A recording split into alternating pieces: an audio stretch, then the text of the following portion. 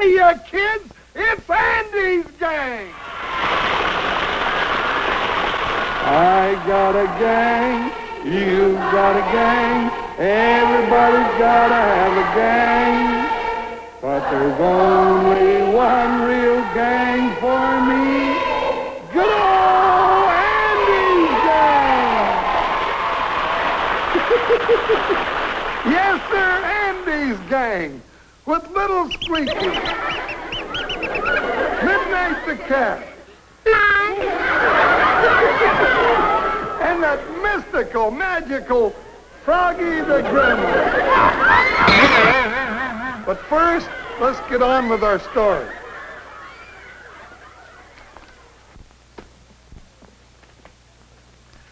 Have I got a surprise for you today, gang? Yes, sir.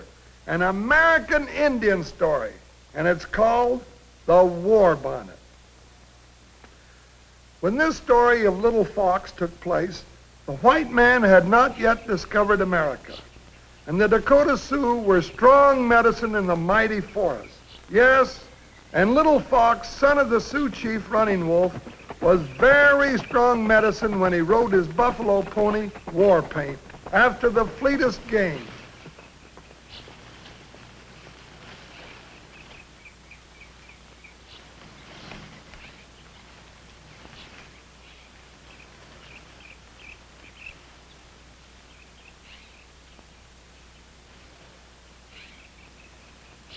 But in this story, Little Fox was not so concerned with the plentiful game with which the forest abounded. Game which had kept the dreaded famine from their lodge for many, many suns. Rather, the lodges of the Sioux were filled with talk of the golden eagle for their war bonnets.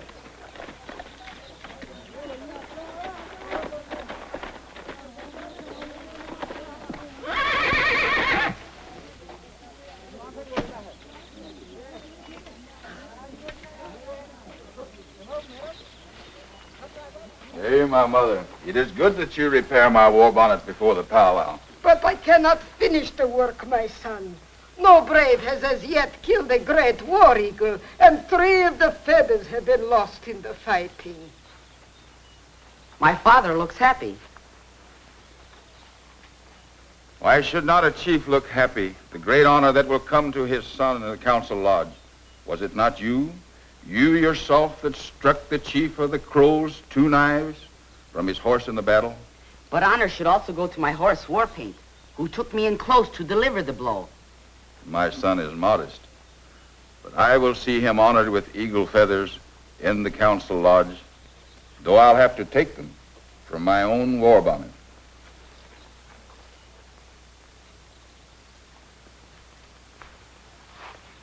Little Fox, your father is proud of your bravery in battle, as am I.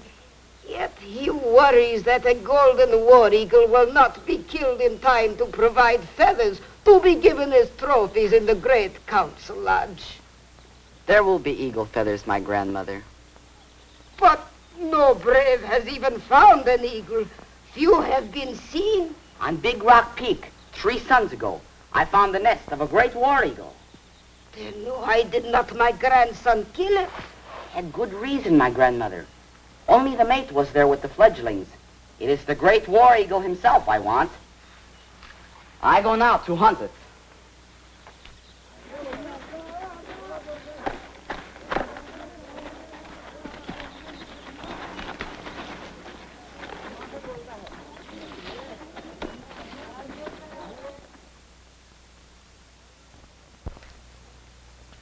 Well, Little Fox is waiting for us in our story called The War Bonnet. And you'll remember that for a long time, no Sioux brave had seen nor killed any of these great war eagles, which we know as golden or American eagles. And of course, these eagle feathers were used to make the Sioux war bonnet. And even though Little Fox had struck the enemy Crow chief 2 knives from his horse in battle, there were no eagle feathers in the council lodge to reward him for his deed. Then Little Fox surprised his old grandmother, Telewa, when he pointed to Big Rock Peak and told her he had found the nest of a huge golden war eagle, and off he went toward the high mountain to hunt it. As Little Fox rode toward Big Rock Peak to hunt the war eagle, he gave little thought to that part of the forest in which the enemy camp of the Crow tribe was pitched, and no thought of Chief Two Knives' hatred for him. Spotted Pony, you report that 3 suns ago you saw Little Fox, son of Running Wolf, Sioux Chief on Big Rock Peak. Are you sure it was he? Such is so, Two Knives. Then he will be back. Well, the boy no doubt hunts the war eagle, so that they may use the feathers at their powwow of victory. I, too, will go to Big Rock Peak. And though I wait many suns, the boy will die. To think that I, Crow Chief, should be struck from my horse by a stripling.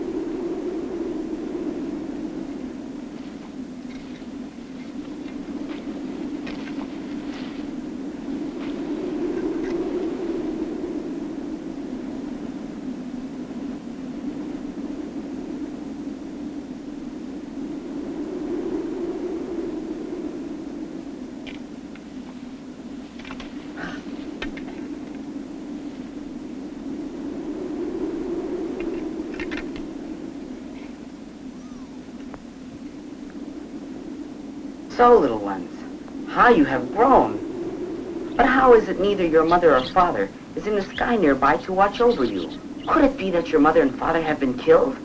But no, little ones, I will not let you starve. I will take you back to our camp and feed you.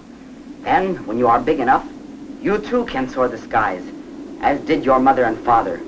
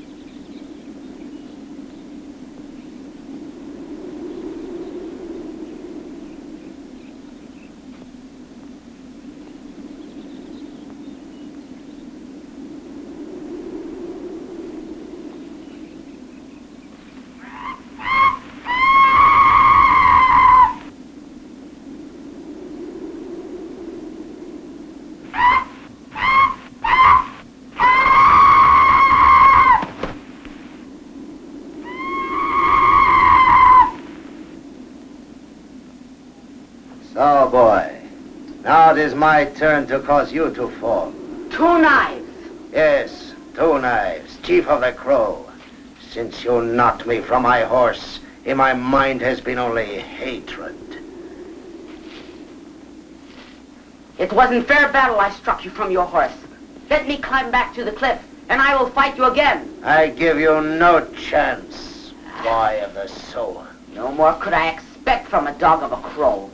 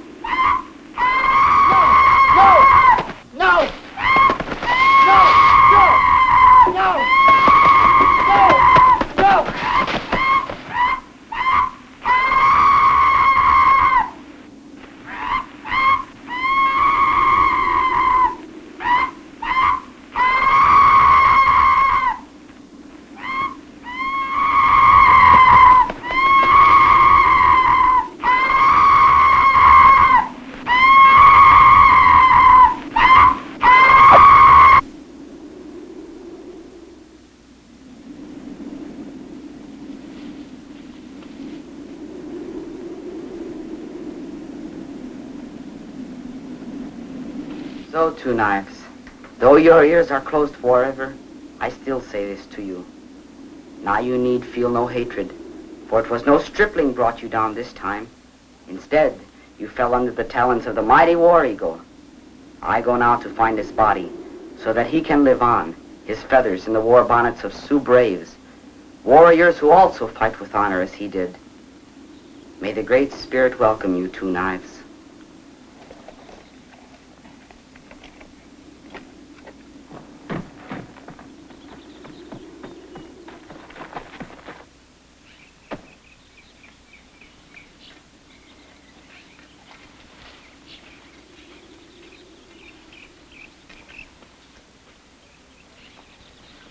Though your ears are also closed, I must speak to you, Great One, for it was you who saved my life.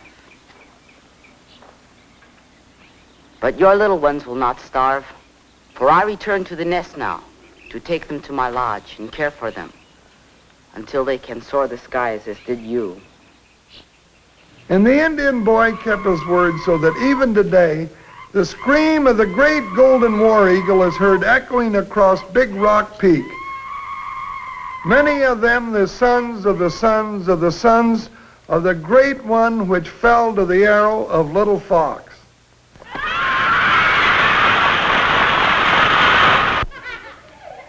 Kids, these 2 are really television stars.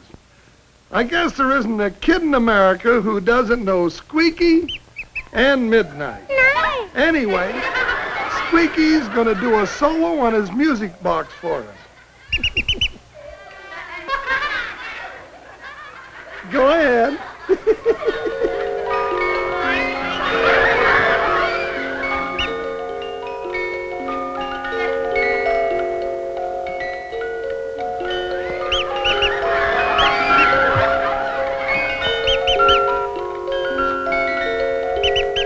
Look at the little hands turn the crank.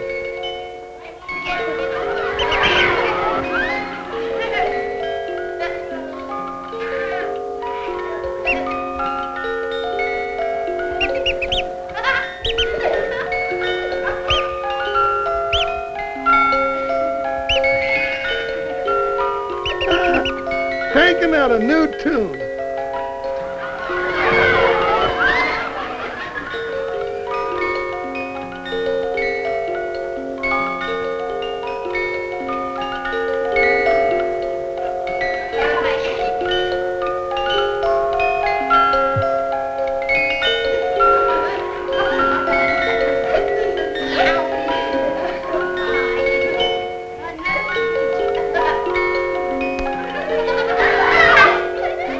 That's really good, Squeaky.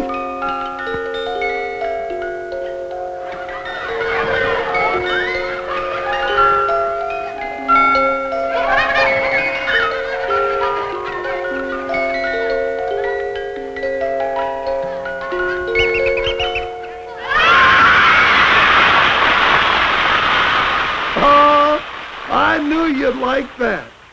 And now, Midnight, it's your turn. Go ahead. Nice. Go ahead, try.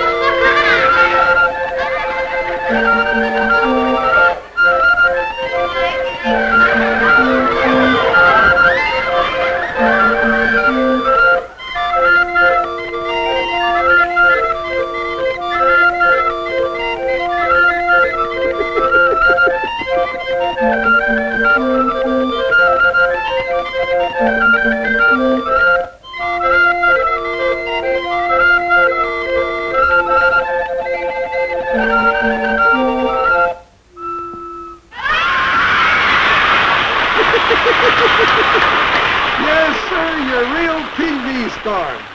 And now, Froggy the Gremlin, I want you to become visible. Plunk your magic twanger, Froggy. Hiya, kids, hiya, hiya. Uh-oh. You better be careful, Froggy, because here comes Mr. Gymnasium.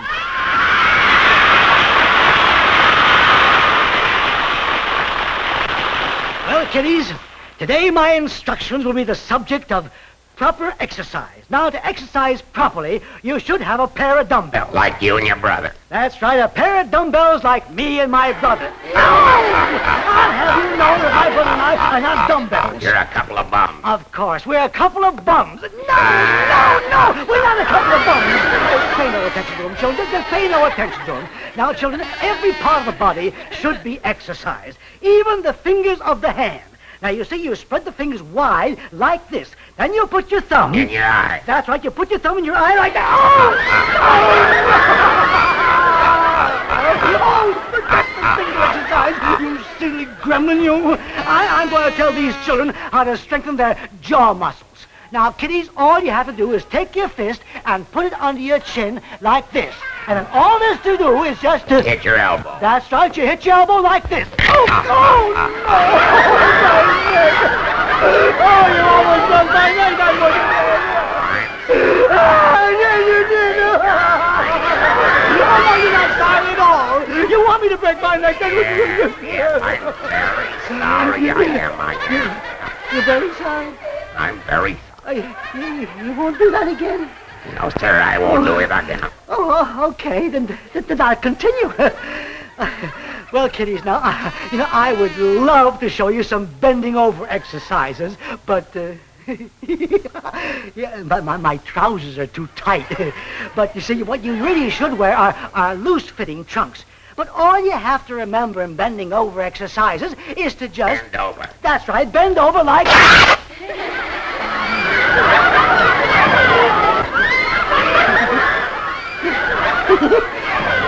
think there's a window open somewhere. I feel a draft. Oh, you terrible flogging, you! I'm going to ignore you completely. That's what I'm going to do. Now, children, I'm awfully sorry about these interruptions, but you see, I can't help it. Foggy, doesn't it? But now, look, children, if ever the time comes that you feel you've over-exercised and your muscles are sore, there's nothing better than a bottle of powerful liniment. Now, when my muscles are sore and hurt, you see, I take this strong liniment... And drink it. And I drink it just like this.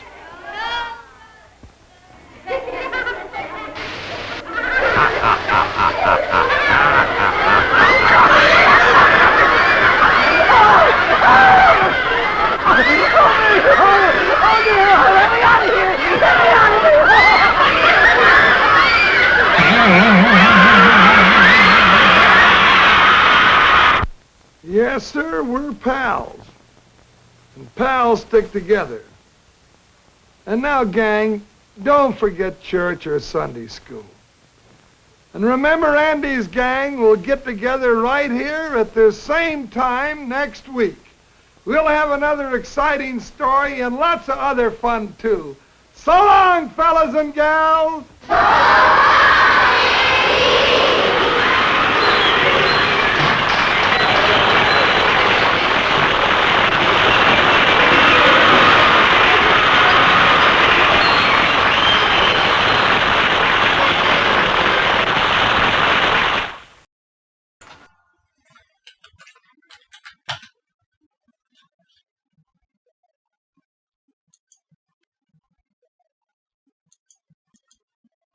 And there's a hard drive to the job. And Blue Bomber's block is knocked off. The one reason I started TVDays.com was to have a place to post my videos and the films that I've been restoring. Stomach's jumping, and I'll feel worse tomorrow. Ideals Robot Commando. I'm a very lucky girl. I've got a Tootsie Roll Pop. This is some of the rarest one-of-a-kind material in the country. Unless my collection is saved, preserved, and put somewhere else, no one is going to see this again. You'll love Tootsie Roll Pops. Real one? No, I don't. This is terrible. The one we want is Caught in the Middle. Hey, cuz, you all rat tail sharp. How about giving us a few of them pennies? One amazing find was Caught in the Middle, a color kinescope that was made by CBS in 1970, and as I'm watching it, there's Morgan Freeman. I got things breaking for me. Pretty soon I'll be able to throw some pennies your way. Nice pennies. Once it aired, it was never seen again, and nobody has a copy anymore, and I was able somehow to get one. But just transferring it and fixing the audio is one thing. I have to put touches up to a lot of the video, so when I'm playing it here, you can see how dark it is in spots. I have to then lighten it up, and now it's starting to look like something. And the man's just waiting to blow you away.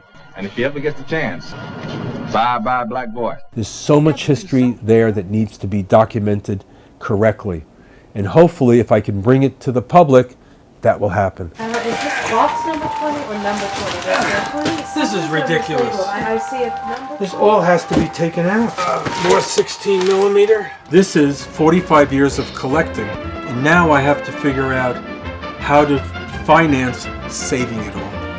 That's the big question. Because there's a lot of rare, one-of-a-kind items that need to be saved. Musty smell. So the key is to transfer it all now digitally, then store it all away. And my goal one day is to walk into a building and there is everything I have in little plastic containers on a wall. Organized. George, stop the machine. Stop the machine.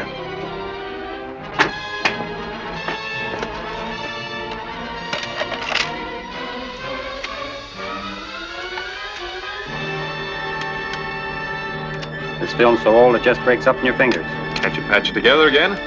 Not a chance. Celluloid's only good for 20 years or so, and then it gets so brittle you can't hardly touch it. You mean that we can't even see it? Now that we have it? There's just nothing you can do about it. Nothing you can do about it. Never had the world known a more wonderful way of recording knowledge. But now it was realized that it wasn't permanent, that half a century of history was about to decay out of existence.